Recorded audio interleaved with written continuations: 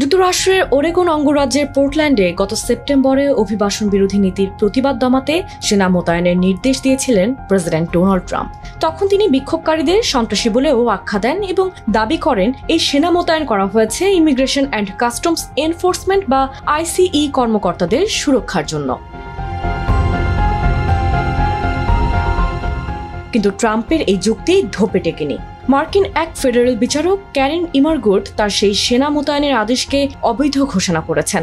আদালতের 106 পৃষ্ঠা রায়ে বলা হয়েছে, পোর্টল্যান্ডে যে সহিংসতা হয়েছে তা ছোট পরিসরের, বিচ্ছিন্ন এবং অসংগঠিত।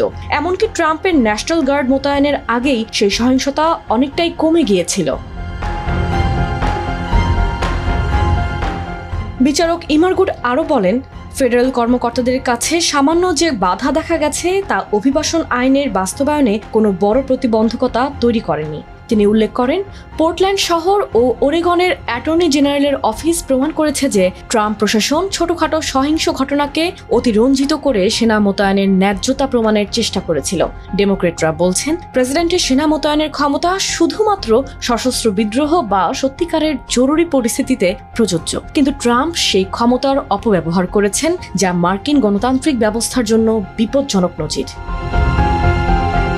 পোর্টল্যান্ড ছাড়াও ডেমোক্র্যাট নেতৃত্বাধীন লস অ্যাঞ্জেলেস, শিকাগো এবং ওয়াশিংটন ডিসিতে বিক্ষোভ দমন করতে সেনা পাঠানোর চেষ্টা করেছেন ট্রাম্প। যুক্তরাষ্ট্রের নিজ দেশের ভূখণ্ডে সেনা মোতায়েনের ঘটনা অত্যন্ত বিরল, অথচ ট্রাম্প সেটিকেই নিয়মে পরিণত করার উদ্যোগ নিয়েছিলেন, যা নিয়ে দেশজুড়ে সমালোচনার ঝড় ওঠে।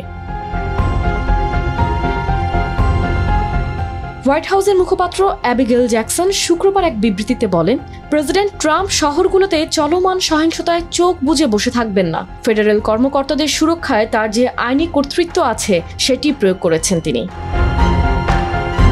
তবে বিচারকের এই রায়ের পর ট্রাম্প প্রশাসন বড় ধরনের রাজনৈতিক ও আইনি ধাক্কা খেল। আইন বিশেষজ্ঞদের ধারণা, প্রশাসন সম্ভবত এই রায়ের বিরুদ্ধে আপিল করবে এবং মামলাটি শেষ পর্যন্ত যুক্তরাষ্ট্রের সুপ্রিম কোর্টে গড়াতে পারে।